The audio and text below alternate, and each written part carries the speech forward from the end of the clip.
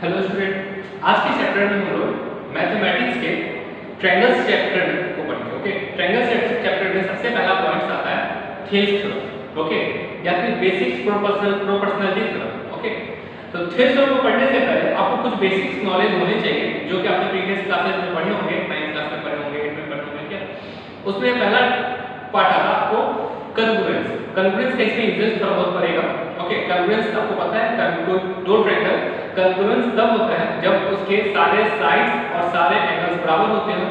Okay, मतलब in every case, मतलब हर तरह से अगर दो ट्रायंगल इक्वल है तो हम बोलेंगे ट्रायंगल क्या, तुम्हारा आपका कन्वर्जेंस हो गया। साथ में आप लोगों ने सिमिलर के बारे में पढ़ा होगा थोड़ा बहुत, ठीक है। सिमिलर्स के बारे में लोग इसी क्लास 10 में आपको ज्यादा पढ़ना है।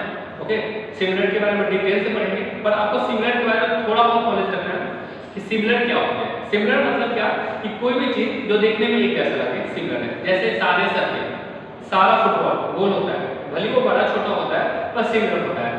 ओके, मतलब सिमिलर आपका स्क्वायर, सारे स्क्वायर जो होते हैं वो सिमिलर होते हैं। साइड्स बड़े हो छोटे हो डजंट मैटर, मतलब जो भी होता है एक रेशियो में होता है, ठीक है। इसके साथ साथ आपको पैरेलल लाइंस के बारे में थोड़ा बहुत नॉलेज होना चाहिए। पैरेलल लाइंस में आपको अल्टरनेट एंगल्स के बारे में पता होना चाहिए, कॉरस्पॉन्डिंग एंगल्स के बारे में पता होना चाहिए, और ये भी पता होना चाहिए कि sum of interior angle is 180 degree होता है। ओके, तो ये सारे आप यूज करेंगे। तो चलिए सबसे पहले आपको पैरेलल लाइंस के थोड़े से कंसेप्ट के बारे में बता देते हैं। पैरेलल, जैसे कि पैरेलल लाइन मान लेते हैं, दो पैरेलल लाइन L और M। ओके, तो यह एंगल और यह एंगल क्या होता है आपका अल्टरनेट एंगल। इसे हम लोग नाम देते हैं एंगल A नाम देते हैं और एंगल B। ओके, और यह एंगल जो होगा C और यह D आपके क्या होंगे अल्टरनेट एंगल, ठीक है। तो और यह अल्टरनेट होने के कारण बराबर होते हैं, एंगल A और एंगल B, ठीक है, और एंगल C और एंगल D क्या होते हैं अल्टरनेट।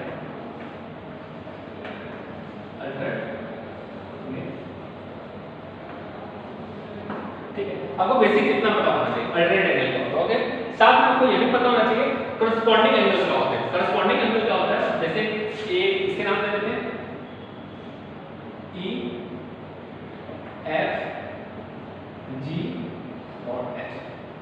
ओके, आपको सारा ग्राफ क्लियर दिख रहा होगा।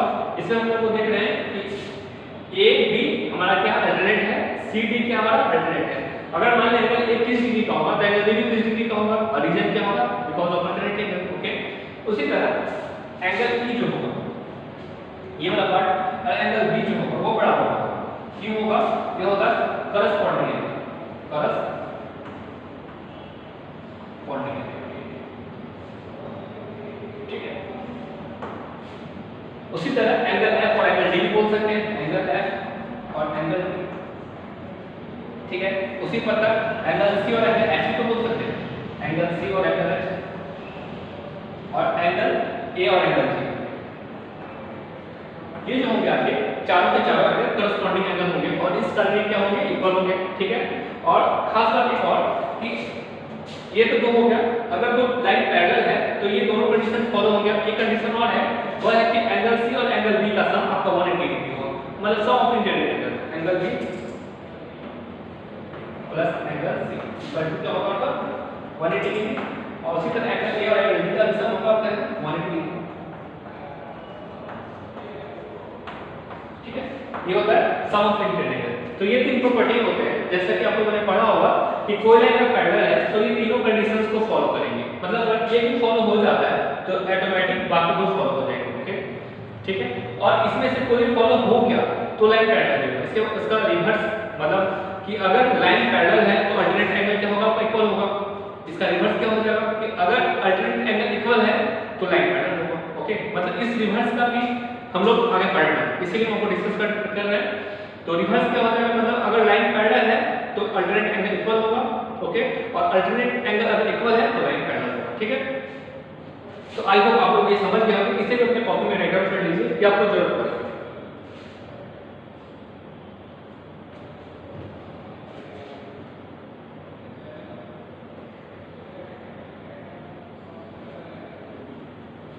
आई होप आप लोगों ने इसे अपने कॉपी में राइट डाउन कर लिया होगा।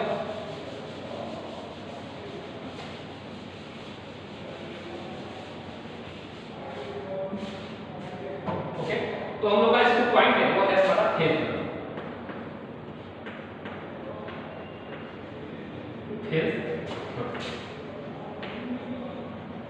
ठीक है।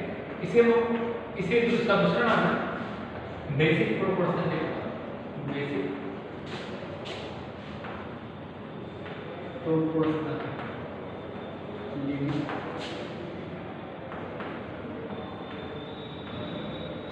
ओके, बेसिक प्रोपोर्शनल लिमिट, इससे सिंपल ऐसे हम बीपीटी लिख बोलते हैं, BPT basic proportionality theorem. Okay, तो बेसिक प्रिंसिपल प्रोस्पेरिटी थ्योरम के अनुसार होता है क्या कि अतः कुछ ट्रायंगल है, ठीक है, ट्रायंगल तो तीन साइड होंगे, एक साइड आपका ये होगा, एक ये होगा, एक नीचे होगा, ठीक है।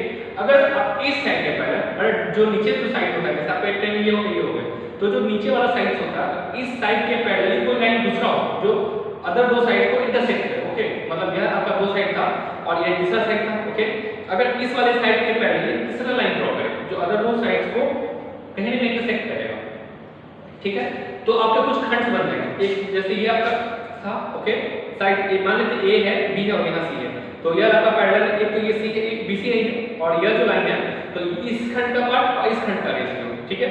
उसी तरह यहाँ पे इस खंड का रेशियो इस खंड का रेशियो क्या हो जाएगा, बड़ा हो जाएगा। मतलब इसे हम फिगर में समझते हैं, कह रहा है क्या कि कोई ट्रायंगल है,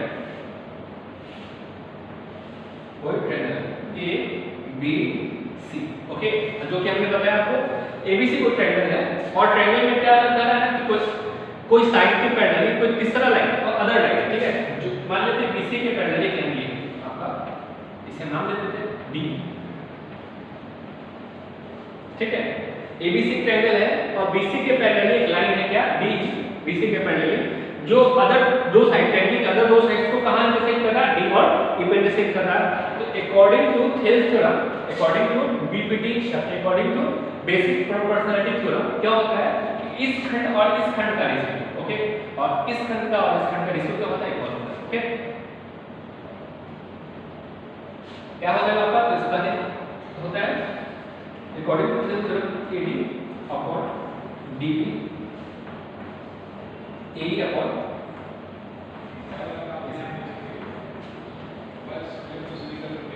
आई होप आपको ये बात समझ में आ रहा होगा। थेल्स थ्योरम क्या बोलता है कि अगर कोई लाइन के पैरेलल ट्रायंगल के किसी लाइन के पैरेलल कोई अदर लाइन हो जो अदर दो साइड को 2 पॉइंट पर इंटरसेक्ट करे, तो वो जो पार्ट्स हो जाते हैं AD अपॉन DB और A अपॉन इसी के रेशियो क्या होंगे, इक्वल हो जाएंगे, ठीक है। तो पहले तो इसे स्टेटमेंट के फॉर्म में लिख लेते हैं, उसके बाद इसके प्रूफ को ही पढ़ेंगे। इसके प्रूफ काफी इंपॉर्टेंट है, एग्जाम में इससे जनरली क्वेश्चन आते हैं। इसका प्रूफ क्या होता है, स्टेटमेंट 1 आपका ये थ्योरम नंबर 1 है, ये याद रखें। कल है if a line in a triangle, in a triangle,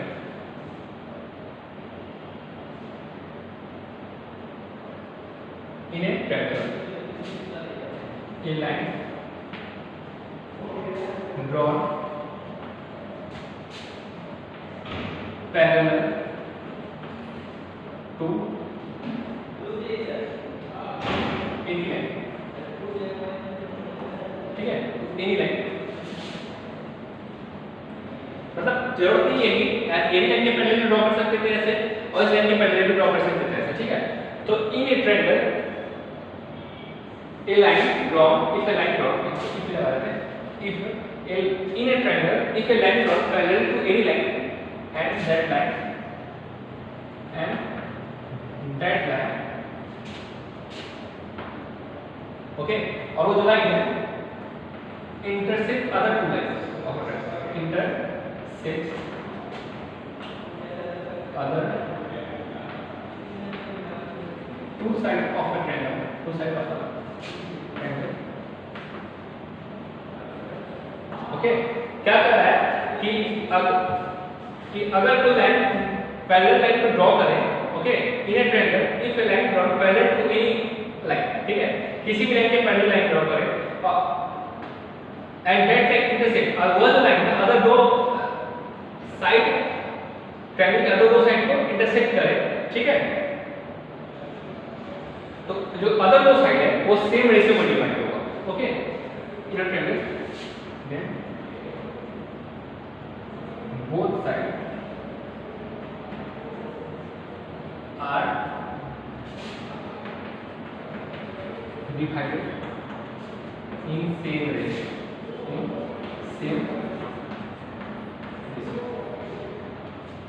तो पहले हम इसे समझने की कोशिश करिए। सर क्या है, in a triangle if a line, in a triangle our triangle है, if a line drawn parallel to any line, तो हमने क्या किया, BC के पैरेलल एक लाइन ड्रॉ डी किया, okay, that's and that's line, और वो जो लाइन है intersect other two sides of a triangle, मतलब ये अदर दो साइड AD और AC उसको क्या कर रहा है, इंटरसेक्ट कर रहा है, ठीक है triangle, then both side are divided in same ratio. आपका ये जो बोथ साइड है जो डिवाइड हो गया, आपका AB भी डिवाइड हो गया AD और DB में, और AC भी डिवाइड हो गया A और EC में, इनका जो रेशियो होगा दिया होगा अकॉर्डिंग टू थ्योरम यही होता है, ठीक है। तो प्लीज वीडियो को पॉज करें और पहले इसे अपने कॉपी में लिख राइट डाउन कर लीजिए। इसके बाद हम लोग सीखेंगे कि कैसे AD/DB और AE/EC होता है, ओके, इसे मैथमेटिकली प्रूव करके देखेंगे। तो please pause the video and right this on your in note.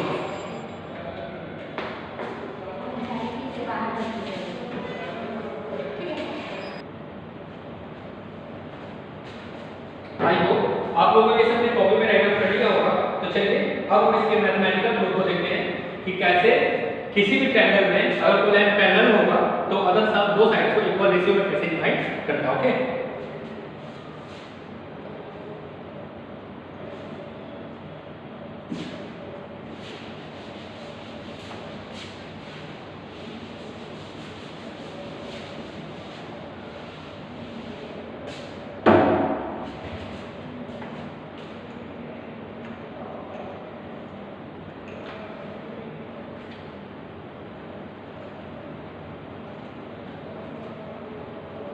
तो इसे हम कुछ इस प्रकार समझते हैं कि सबसे पहले हम B को E से मिला देंगे, ओके, और सिमिलरली ये जो हमारा D था, ठीक है ना, और D को भी हम लोग C से मिला देंगे, ओके। हमने पहला स्टेप क्या किया कि D को C से मिला दिया और B को E से मिला दिया, ठीक है। उसके बाद अगला स्टेप हमारा क्या होता है कि हम लोग D से एक परपेंडिकुलर ड्रॉ करते हैं, ओके, जो लाइन AC पे पड़ रहा है, ठीक है, और इसका नाम M दे देते हैं, ठीक है। अगला स्टेप हमारा क्या होता है, E से एक परपेंडिकुलर ड्रॉ हम यहां करते हैं और इसका नाम M दे देते हैं, okay.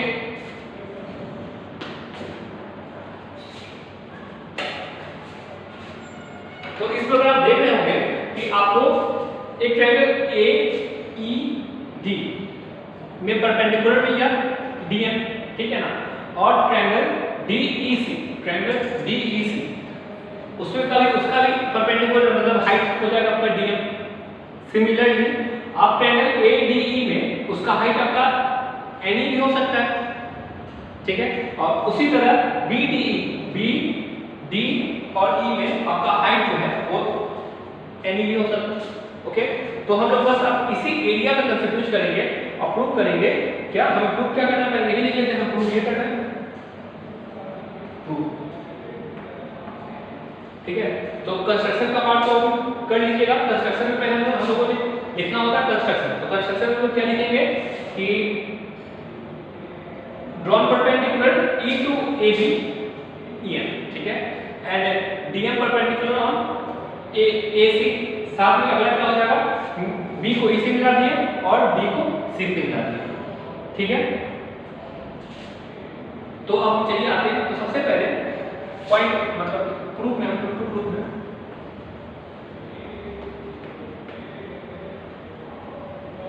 Area of triangle ADE, ठीक है, और एरिया ऑफ ट्रायंगल BDE, ठीक है। तो जैसा कि हम जानते हैं किसी भी ट्रायंगल का area half into base into height होता है, ओके। तो ट्रायंगल ADE का एरिया हम लोग बोल सकते हैं half into AD into NE, okay, और NE तो हमारा हाइट है, ठीक है। तो इसे हम लिख देते हैं कुछ इस प्रकार, half into AD into NE, ठीक है। उसी तरह ट्रायंगल बीटीई में जैसा कि आप लोग पढ़े होंगे कि ये कोई ऑब्ट्यूज ट्रायंगल है, ऑब्ट्यूज, ठीक है, और इसका जो परपेंडिकुलर जो हम ड्रॉ करते हैं, इसका जो अगर हाइट बीसी को बेस माने तो हाइट हमारा एक्सटर्नल होता है। उसी तरह जो हमारा ट्रायंगल बीटीई जो है ऑब्ट्यूज ट्रायंगल है, तो इसका हाइट बाहर की तरफ है एन, ओके, तो इसका वैल्यू हमारा क्या हो जाएगा half into DB into N, ठीक है। आपका एक पॉइंट क्लियर हो गया होगा कि एरिया एडी का ट्रायंगल का एरिया क्या हो जाएगा half into AD into N, ठीक है, और बीडी का ट्रायंगल का एरिया हो जाएगा half into DB into N, ठीक है। अब आप देख रहे होंगे कि हाफ और हाफ दोनों में कॉमन पार्ट है तो कैंसिल आउट हो जाएगा, एनी से एनी भी कैंसिल आउट हो जाएगा, तो हमें क्या मिल रहा है एडी अपॉन डीबी। इसे हम लोग क्वेश्चन 1 नाम देते हैं, ठीक है। आई होप आपको ये समझ में आ रहा होगा। फिर आगे हम करते हैं स्टेप 2 में कि हम फिर area of triangle A D E, ठीक है ना, और area of triangle C D और ई, सी डी और ई का फाइंड करें, ओके। तो एडी का एरिया इस बार हम लोग एडी को बेस ना मान के ए को बेस मानेंगे, ओके। तो हमारा क्या हो जाएगा हाफ इनटू बेस, तो हमारा क्या हो जाएगा ए, और हाइट हमारा इस बार हम लोग एनी को हाइट मान लेके डीएम को हाइट है, क्योंकि किसी भी ट्रायंगल का एरिया किसी भी मेथड से निकाल लीजिए इक्वल ही आता है, तो ए को अगर बेस माने तो हाइट हमारा डीएम होता है, कॉरेस्पॉन्डिंग है, ठीक है। उसके बाद आपका सी डी का एरिया देखिए, सिमिलरली सी डी ई, तो जिस प्रकार हमने बीडी का एरिया निकाला था उसी तरह सी डी ई का एरिया क्या हो जाएगा सी इनटू हाफ इनटू सी इनटू डीएम,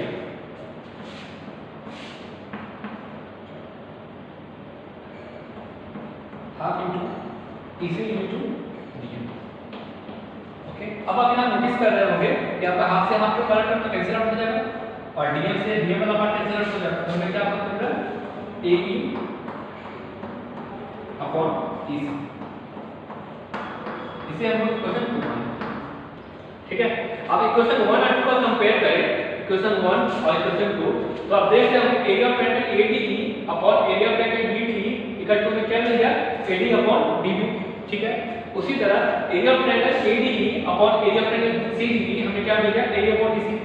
तो अब एलएचएस वाले पार्ट को अगर हम मेंशन नोटिस करें तो आप देख रहे होंगे कि आपका ये वाला पार्ट, ओके, और ये वाला पार्ट तो सेम ही एडी हमने उसको तरीका अलग तरीके से फाइंड किया, बेस अलग है और हाइट अलग है, ठीक है, पर एरिया तो सेम ही आएगा क्योंकि सेम ट्रायंगल एरिया है। और बीडी और सीडी जो है देखिए आप ट्रायंगल को यहां पे बी डी और ई यह ट्रायंगल, ओके, और सी डी और ई आपका ये ट्रायंगल है, ओके। यह जो ट्रायंगल है यह सेम पैरेलल लाइन के बीच में आपका डी पैरेलल बीसी है। तो आप यह एक बात जानते होंगे कि अगर और यहां पे आप नोटिस कर रहे होंगे बीडीई में और सीडीई में आपका डी जो है डी बेस, अगर इसको बेस एडजस्ट करें तो दोनों ट्रायंगल का बेस होगा, नहीं बीडीई का भी और सीडीई का भी। तो एक खास बात कि किसी भी ट्रायंगल में, ओके, कोई भी ट्रायंगल अगर सेम पैरेलल लाइन के बीच में ड्रॉ किया गया, ओके, मतलब अगर उसका दो वर्टेक्स एक पैरेलल लाइन पे और अदर वर्टेक्स दूसरे पैरेलल लाइन के बीच में हो तो कितना भी ट्रायंगल ड्रॉ कर ले सबका एरिया सेम होगा। कहने का मतलब क्या कि अगर ये दो पैरेलल लाइन है, ओके, सेम बेस एबी पे, आपका सेम बेस है, अब इस एबी पे कितना भी ट्रायंगल ड्रॉ कर ले, ठीक है, पर उस ट्रायंगल का जो वर्टेक्स अदर इस पैरेलल लाइन से हो तो उनका एरिया सेम होगा। जैसे कि इस ट्रायंगल का एरिया हम लोग निकाले सेम ही होगा, क्यों होगा क्योंकि इसका एरिया होगा half into base AB into height तो पैरेलल लाइन का इक्वल ही होगा h। चाहे इस ट्रायंगल का एरिया निकालें या फिर इस ट्रायंगल का एरिया निकालें या फिर इस ट्रायंगल का एरिया निकालें, सारे का एरिया क्या होगा इक्वल होगा। रीजन यही होता है क्योंकि एरिया का ट्रायंगल का फार्मूला होता है half into base into height, base तो हमारा एबी है और हाइट पैरेलल लाइन के बीच का डिस्टेंस सेम होता है, ठीक है। तो उसी प्रकार जब वो केस हम यहां अप्लाई करते हैं डी और बीसी, डी को बेस मान लेते हैं तो ट्रायंगल बीडीई और ट्रायंगल सीडीई सेम बेस पे बना, तो इनका भी एरिया क्या होगा इक्वल ही, क्योंकि हाइट तो सेम ही होना है पैरेलल लाइन के पीछे। यहां क्या लिखेंगे area of triangle B D E equal to area of triangle C D E, because both triangles form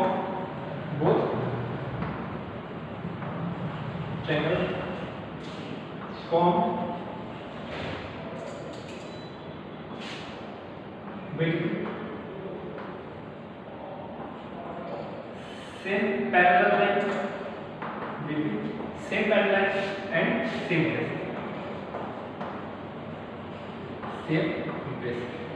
ठीक है। सेम पैरेलल लाइन के नीचे बना हुआ, बेस हमारा डी, अगर बेस एज्यूम करें तो सेम ही होगा, ठीक है।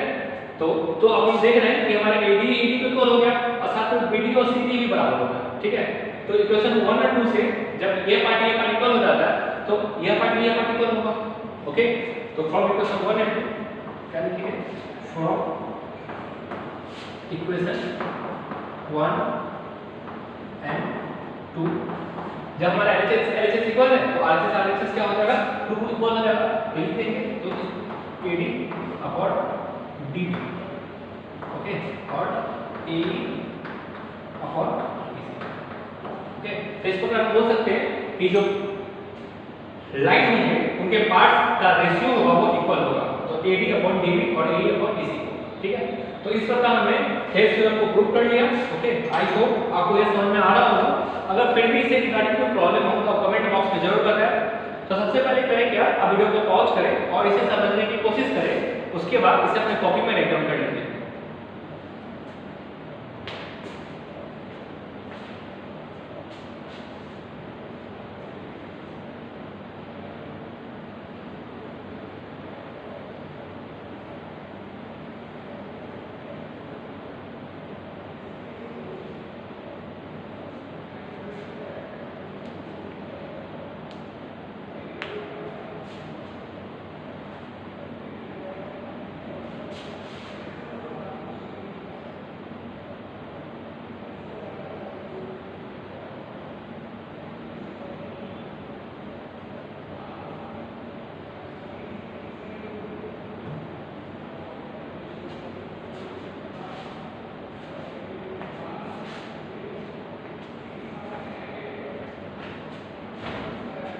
आई होप आप लोगों ने इसमें कॉपी में राइट डाउन कर लिया होगा। तो चलिए अब हम किसी ट्रायंगल में यह तो सीख लिए कि अगर कोई लाइन किसी भी लाइन के पैरेलल होंगे तो उनके जो अदर साइड के जो पार्ट्स होंगे उनका रेशियो इक्वल होगा, ओके। मतलब कि हम बोल सकते हैं कि अगर DB पैरेलल BC है तो AD अपॉन DB और AE अपॉन EC इक्वल होगा, ओके। चलिए इसके बाद हम समरी पे आते हैं। समरी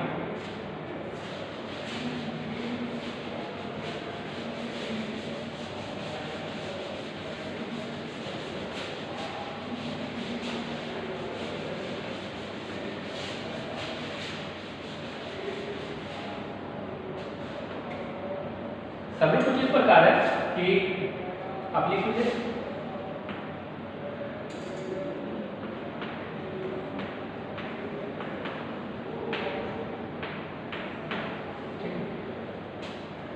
तो सिमिलरली हम ट्रायंगल ड्रॉ करते हैं, A B C और इसके पैरेलल की लाइन ड्रॉ कर देंगे D और E, ठीक है। तो थेवेनिन थ्योरम के हिसाब से क्या बोल सकते हैं, पहला पॉइंट नंबर 1 हम बोल सकते हैं कि अगर इफ डी पैरेलल एक सिंबल होता है जो पैरेलल इससे रिप्रेजेंट किया जाता है। आई होप आपको यह पता होगा। तो अगर ये पैरेलल होगा तो AD अपॉन DB, ओके, और AE अपॉन EC इक्वल होगा, ठीक है। अगर D पैरेलल BC होगा तो AD अपॉन DB और AE अपॉन EC होगा। यह होता है according to Thevenin theorem, okay. इसे रिपीटिव बोलते हैं। दूसरा हम चाहे तो इसे कुछ इस प्रकार बोल सकते हैं AB अपॉन DB और AC अपॉन EC। ये हमने कैसे फाइंड किया, हम करते हैं कि इस इक्वेशन में जब ये दो इक्वल है तो इसके दोनों तरफ 1 ऐड कर देते हैं। तो जब दोनों तरफ ऐड करेंगे तो हमें क्या मिलेगा, AD plus DB plus 1 AE upon EC plus 1। तो हमारा क्या हो जाएगा, AD प्लस DB आई हमारा डी हो जाएगा ए प्लस ईसी अपॉन ईसी, ठीक है। अब एडी प्लस डी हमारा क्या हो जाता है, एबी हो जाता है, तो जो कि हम क्या लिख दिया एबी अपॉन डी और ए अपॉन ईसी, ठीक है। खास बात, अगर हम इधर एबी लेते हैं तो इधर भी हमें एसी लेना पड़ेगा, ओके। सिमिलरली हम इसे कुछ इस प्रकार लिख सकते हैं एबी अपॉन डी और सॉरी एडी अपॉन एडी,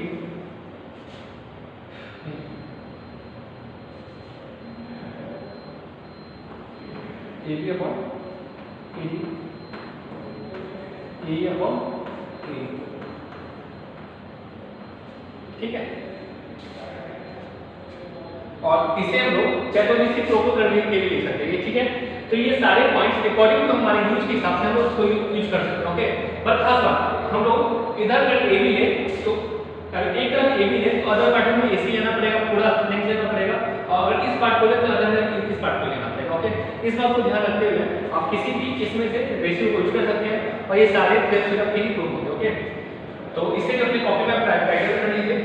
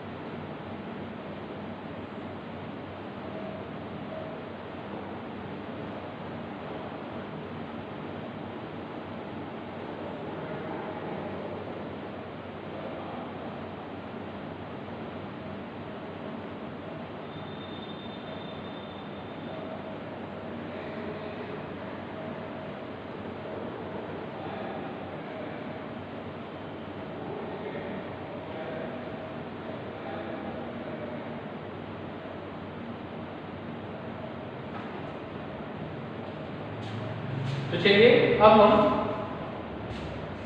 इससे इनसे रिलेटेड कुछ क्वेश्चंस को सॉल्व करते हैं। आई होप आपको ये समझ आ गया होगा।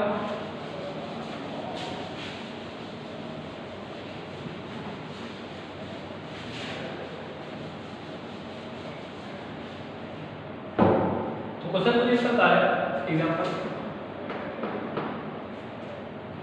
इन ट्रायंगल ए बी सी, ठीक है। यहाँ इन ट्रायंगल एडी का 5 सेंटीमीटर, ठीक है। एबी का 7 centimetre,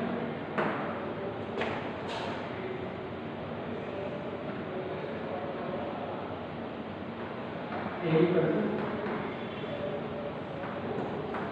4 centimetre, then find E सी, ओके। इस क्वेश्चन में हमें पहले तो ट्रायंगल एबीसी में दिया क्या होगा, एडी का लेंथ हमें पता है 5 सेंटीमीटर है, एबी का लेंथ भी पता है 7 सेंटीमीटर है, ओके। और एई का लेंथ हमें दिया हुआ 4 सेंटीमीटर है, तो इसी का लेंथ क्या होगा हमें वो फाइंड करना है। तो प्लीज वीडियो को पॉज करें और इसे सॉल्व करने की कोशिश करें। इसे भी हम थेल्स थ्योरम के हिसाब से ही सॉल्व करेंगे, थेल्स थ्योरम का यूज करते हैं।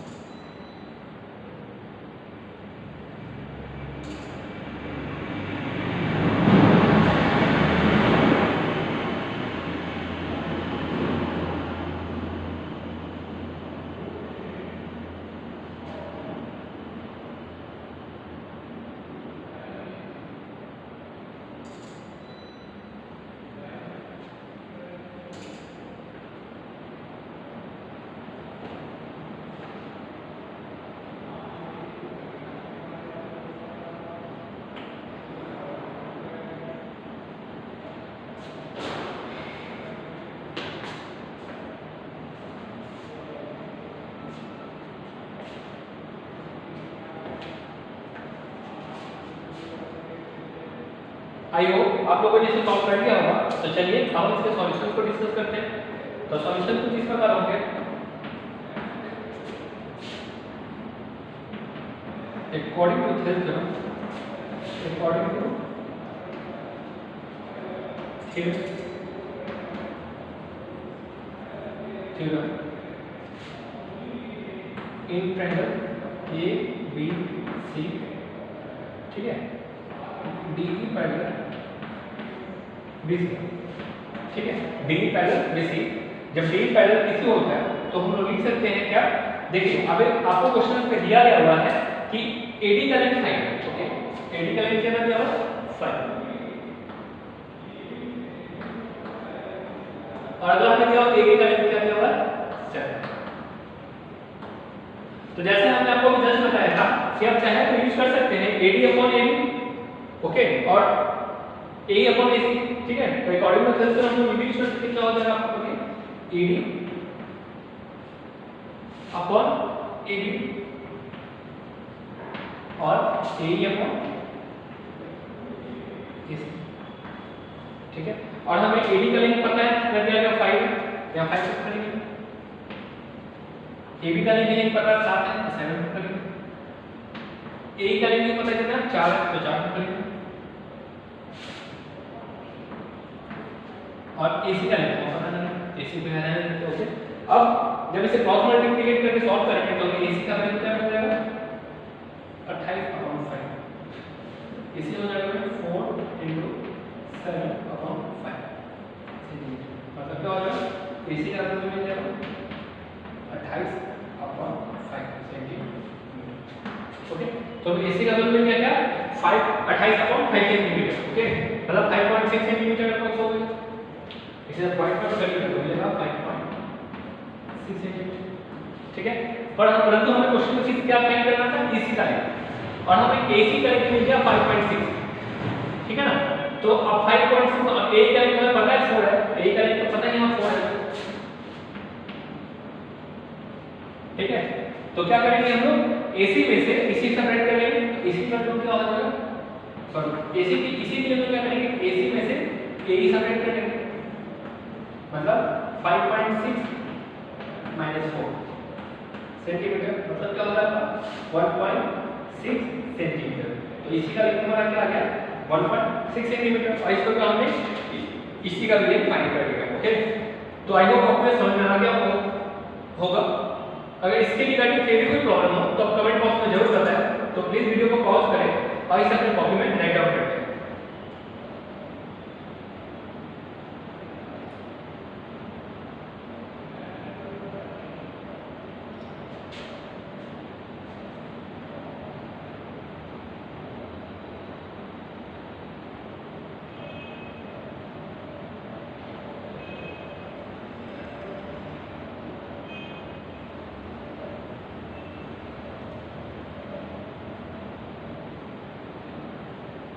आई होप आपको ये समझ में आ गया होगा और अपने से अपनी कॉपी में राइट डाउन भी कर लिया होगा।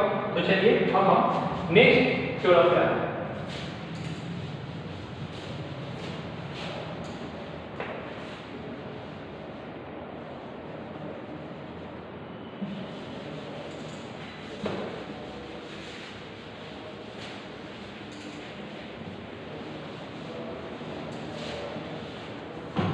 तो चलिए,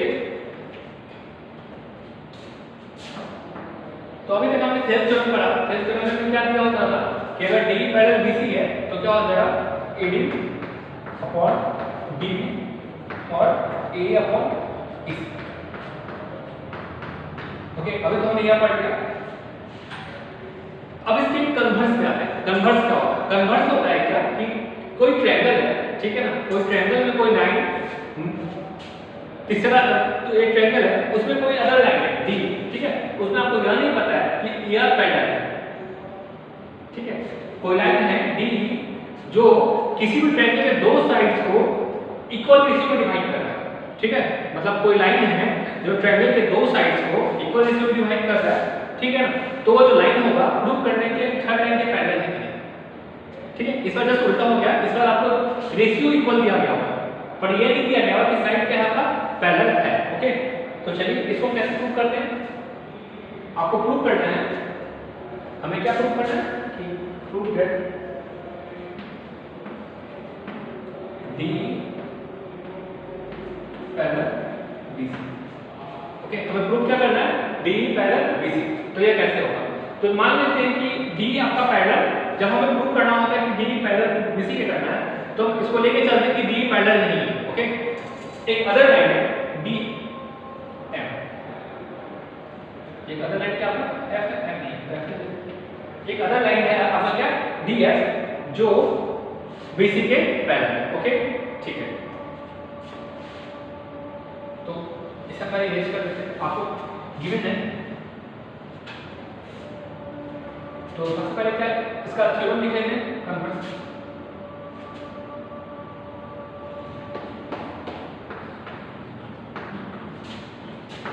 कन्वर्स ऑफ हेल्थ, ठीक है, कन्वर्स ऑफ हेल्थ। यह कहता है क्या कि इफ ए लाइन, इससे पहले डिफिनेशन लिख लीजिए इसका,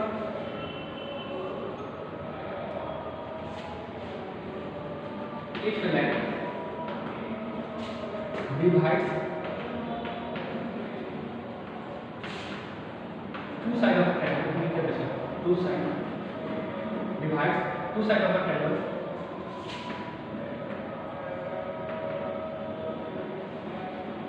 in equal ratio,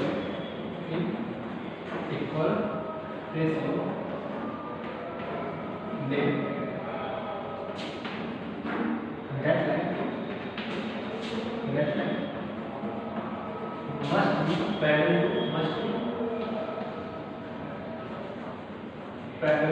to third side।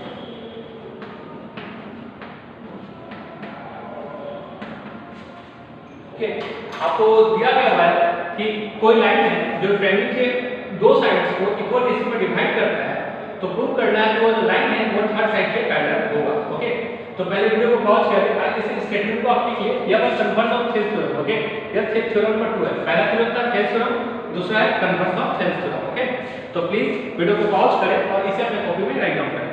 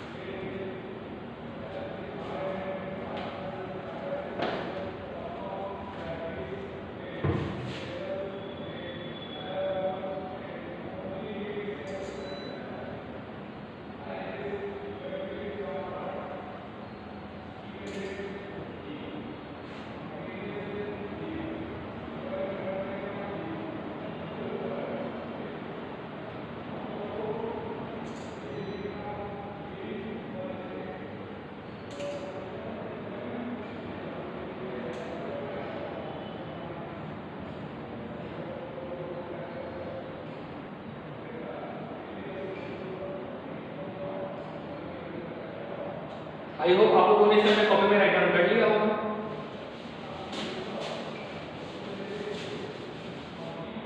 तो कन्वर्स ऑफ थेल्स थ्योरम में क्या दिया होता है आपको गिवन है,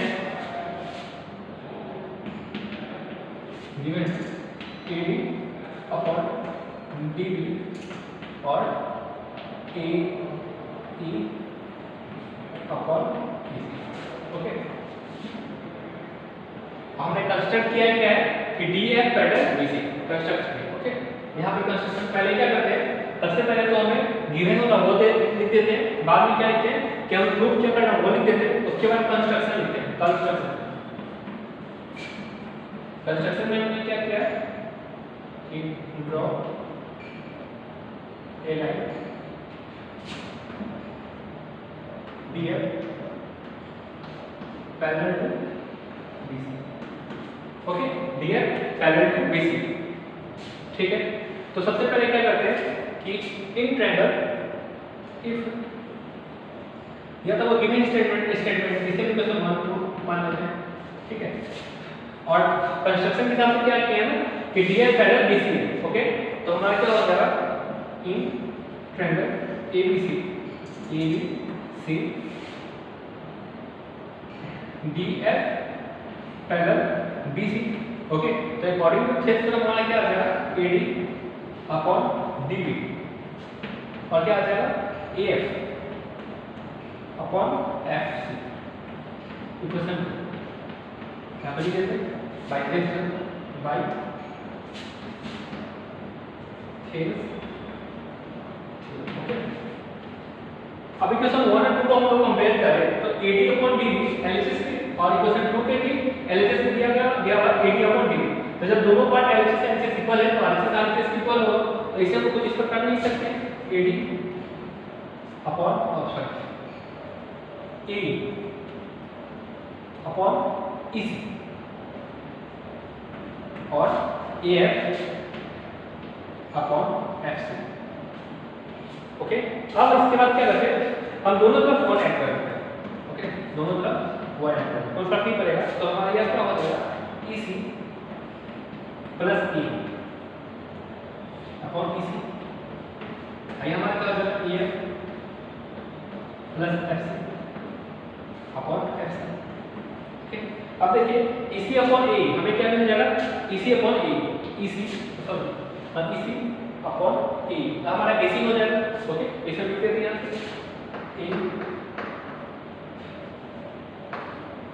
AE प्लस EC हमारा क्या हो जाएगा AC हो जाएगा अपॉन EC को दिया जाएगा राइट हैंड में देखिए AF plus FC AF plus FC, अभी तो हमारा AC होगा AF AC upon EC, okay. अब देखिए AC और AC इक्वल आ गया तो EC इक्वल टू, जब ये तो आपको कैलकुलेट करना तो हमें क्या मिल जाएगा EC अपॉन सॉरी ये FC, EC अपॉन क्या मिलेगा FC मिल गया नहीं, तो EC और FC इक्वल कब होगा देखिए आपकी वजह से EC इक्वल टू FC दिया गया, तो यह तभी पॉसिबल है जब आपका E और F एक ही पॉइंट पे हो, okay. EC equal to FC यह तभी पॉसिबल होगा जब आपका E और F एक ही पॉइंट पे कॉन्साइड है, ओके। तो लिखते हैं EC equal to FC, it is possible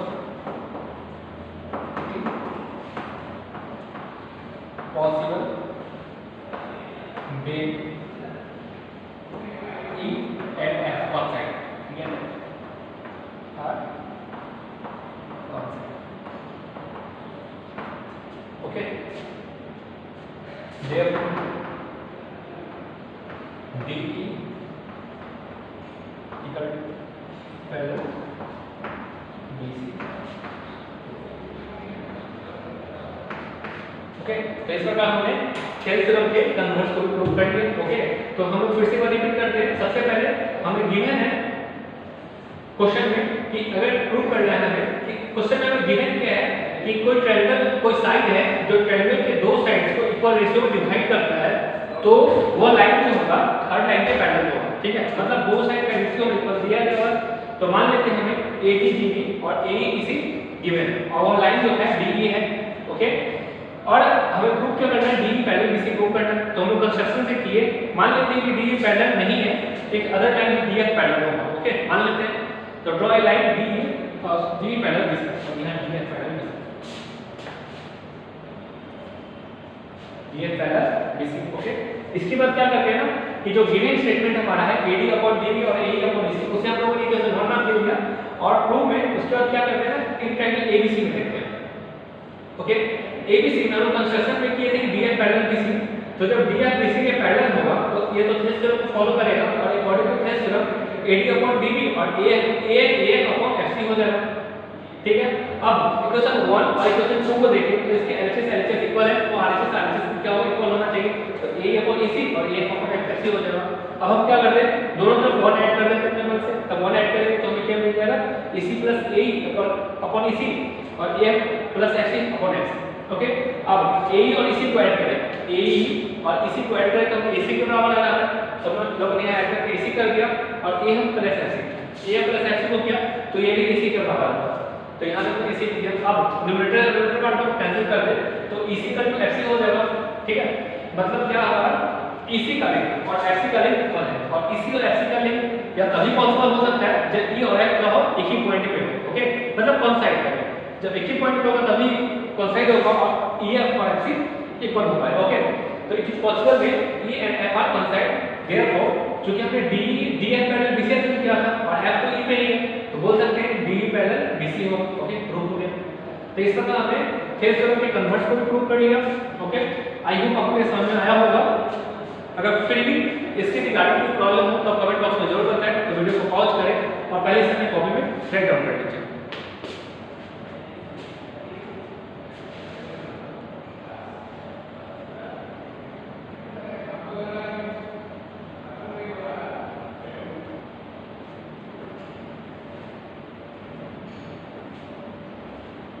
I hope आप लोगों को इसे अपने कॉपी में राइट डाउन कर लिया होगा। तो चलिए अब हम इनसे रिलेटेड कुछ और क्वेश्चंस को सॉल्व करते हैं।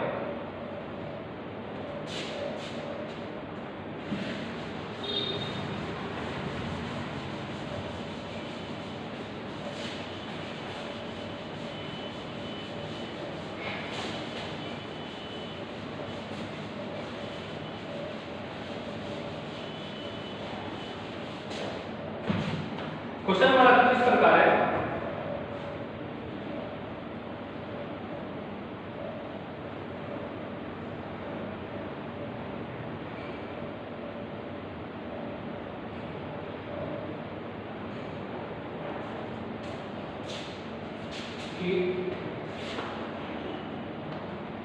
यह है ट्रायंगल दिया है,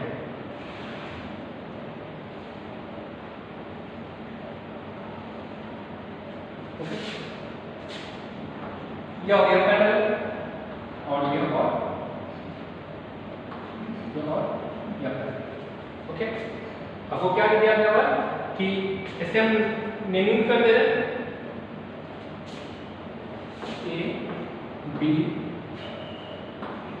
C D E F, okay. और हमें प्रूव करना है prove that BF upon FC equal to BE upon EC, okay. आपको प्रूव क्या करना है, BF upon FC equal to B upon EC, okay. तो प्लीज वीडियो को पॉज करें और इसे थेल्स थ्योरम का यूज करते हुए सॉल्व करने की कोशिश करें।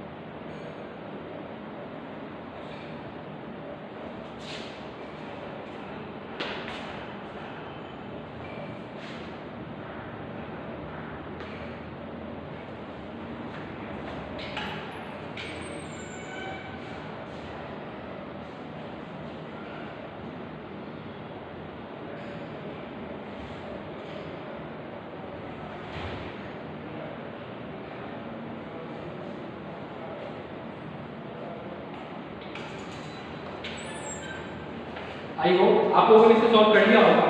तो चलिए अब हम इसके सॉल्यूशन को देखते हैं। तो सबसे पहले हमें दिया गया है कि DF और AE पैरेलल है और साथ में DE और AC पैरेलल है, ओके। तो सॉल्यूशन देखते हैं। इन ट्रायंगल सबसे पहले ट्रायंगल A B और E देखते हैं, okay. In triangle A B और E, ठीक है। DF पैरेलल गिवन है आपको, DF पैरेलल AE, ओके। तो अकॉर्डिंग बाय थेल्स थ्योरम लिख सकते हैं, बाय थेल्स थ्योरम हमारा क्या हो जाएगा, BD अपॉन DE, ओके, और BF अपॉन F।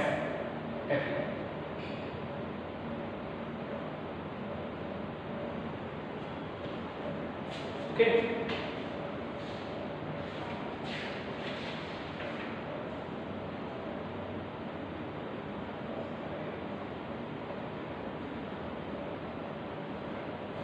सॉरी, आपको ये प्रूव करना है एफ।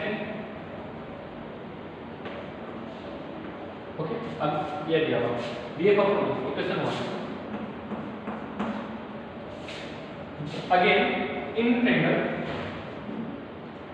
ए बी सी आपको दिया गया है DE पैरेलल AC। ओके, तो बाय थेल्स थ्योरम यहां पे लिख सकते हैं, बाय थेल्स थ्योरम। तो क्या हो जाएगा आपका BD upon DA, BD upon DA, और क्या हो जाएगा BE upon AC, BE upon AC equation 2। Okay, अब हम इक्वेशन 1 और 2 का कंपेयर करें तो देखते हैं कि LHS हमें इक्वेशन 1 के LHS का जो दिया गया BD अपॉन DA, और LHS 2 के इक्वेशन 2 के LHS में भी दिया गया है BD अपॉन DA। तो from equation 1 and 2, from equation 1 and, ठीक है, 1 और 2 से हम बोलते हैं LHS इक्वल है, तो RHS में क्या होगा हमारा इक्वल आएगा, तो क्या हो जाएगा हमारा BF अपॉन FE, ठीक है, साथ में क्या आ जाएगा BE अपॉन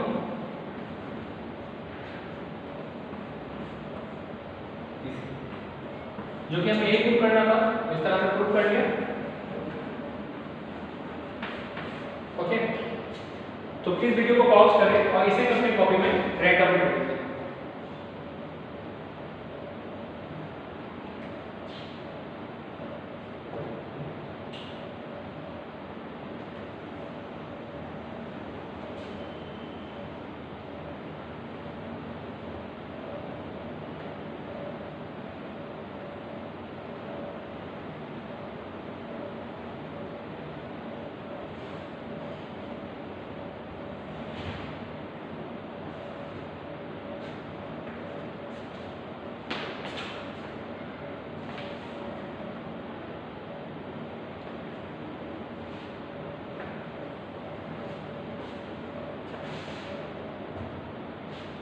आई होप आप लोगों ने इसे अपने कॉपी में राइट डाउन कर लिया होगा। तो चलिए इसके बाद हम एक नेक्स्ट एग्जांपल की ओर मूव करते हैं।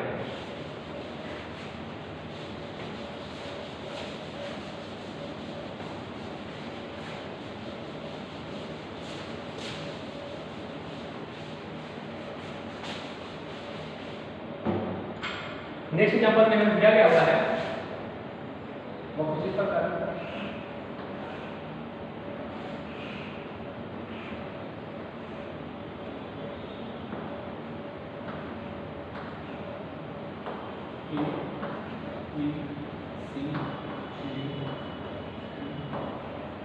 ओके, इसमें आप क्लियरली देख सकते हैं कि यहाँ पे क्लियरली देख सकते हैं कि AB पैरेलल NP है और BC पैरेलल PM है। ओके, तो आपको प्रूव करना है इसमें प्रूफ है AD अपॉन NP और AD अपॉन ND और CD अपॉन। ओके, तो प्लीज वीडियो को पॉज करें और इसे भी थेल्स थ्योरम के यूज करते हुए थेल्स थ्योरम यूज करते हुए सॉल्व करने की कोशिश करिए।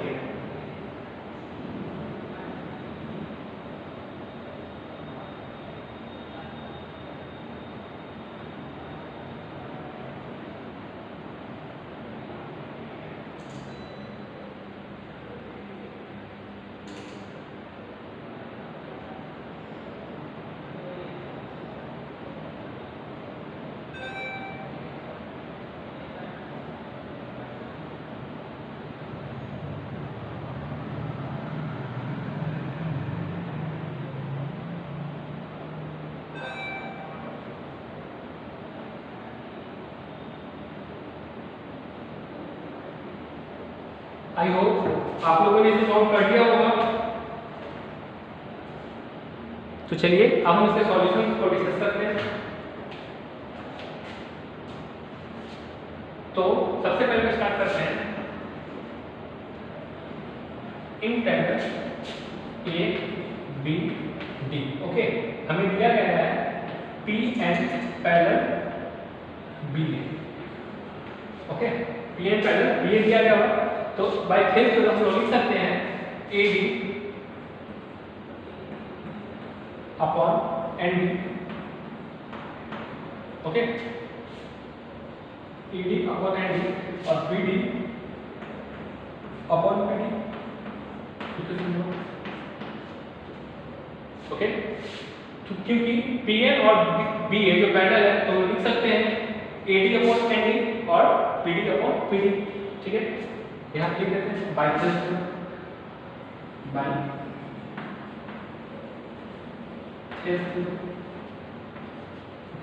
उसी तरह in triangle B C D, B C parallel क्या दिया गया हमें पी एम दिया गया होगा। ओके, तो यहां पे लिख सकते हैं क्या C D upon M D equal to B D upon P D. और ये भी क्यों, क्योंकि B C parallel P M है, तो बाय थेल्स थ्योरम लिखने वाला बाय थेल्स थ्योरम। ओके, अब इक्वेशन 1 और 2 के हम लोग आरएचएस को पार्ट को देखें, तो अगर बीडी अपॉन बीडी इक्वेशन 1 में भी मिल रहा है, बीडी अपॉन बीडी इक्वेशन 2 में भी मिल रहा है। ओके, तो जब आरएचएस हमारा इक्वल है तो एलएचएस हमारा एलएचएस इक्वल होगा, और हम बोल सकते हैं फ्रॉम इक्वेशन 1 एंड 2 हम लिख सकते हैं फ्रॉम इक्वेशन 1 एंड 2 हमारा क्या हो जाएगा एडी अपॉन एनडी। ओके, जो कि मिलाना था और में क्या मिला है C D upon ND, C D upon ND. Okay, इस प्रकार हमने गिवन स्टेटमेंट को इंप्रूव कर दिया यूजिंग थेल्स थ्योरम। ओके, तो पहले वीडियो को पॉज करें, इसे समझने की कोशिश करें और अपनी कॉपी में बैकग्राउंड करें।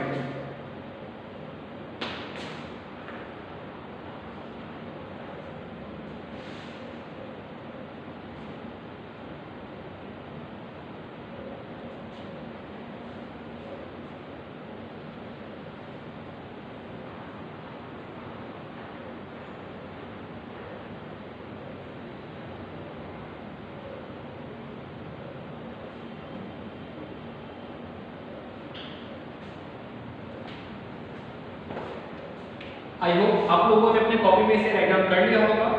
तो आज के लेक्चर्स में जितने भी हम लोगों ने थ्योरम को प्रूव किया है, ओके, हमने दो थ्योरम को प्रूव किया। पहला थ्योरम था हमारा थेल्स थ्योरम, जिसमें हमने सीखा था कि अगर कोई ट्रायंगल में कोई लाइन कोई थर्ड लाइन के पैरेलल है तो अदर दो साइड्स को इक्वल रेशियो में बाइसेक्ट करेगा। ये हमारा पहला थ्योरम था थेल्स थ्योरम। उसका दूसरा थ्योरम हमने क्या पढ़ा था कन्वर्स ऑफ थेल्स थ्योरम, जिसमें हम लोगों ने पढ़ा था कि कोई साइड अगर किसी ट्रायंगल के दो साइड को इक्वल रेशियो में डिवाइड करता है तो वह थर्ड साइड के पैरेलल होगा। ओके, तो इस प्रकार हमने दोनों थ्योरम के प्रूफ को देखा, साथ में हम लोगों ने उनसे रिलेटेड कुछ एग्जांपल भी सॉल्व किए। तो आपको करना है क्या कि इन जितने भी हम लोगों ने थ्योरम पढ़ा इसे अपनी कॉपी में एक दो बार प्रैक्टिस करनी है। ओके, और ज्योमेट्री को अच्छे से समझना है। ओके, ज्योमेट्री काफी इजी होता है, ये काफी स्कोरिंग भी होता है। ओके, थोड़ा सा अगर ध्यान दे दें तो इसमें अच्छा स्कोर कर सकते हैं। ओके, तो आज के लेक्चर में इतना ही। नेक्स्ट लेक्चर में हम लोग इसके और भी थ्योरम्स के बारे में पढ़ेंगे, इसमें इससे रिलेटेड कोलोरेडिटी के बारे में पढ़ेंगे, इनसे रिलेटेड दो थ्योरम और होते हैं जो कि हम अगली क्लास में डिस्कस करेंगे। ओके, तो आज के लिए इतना ही रहने देते हैं।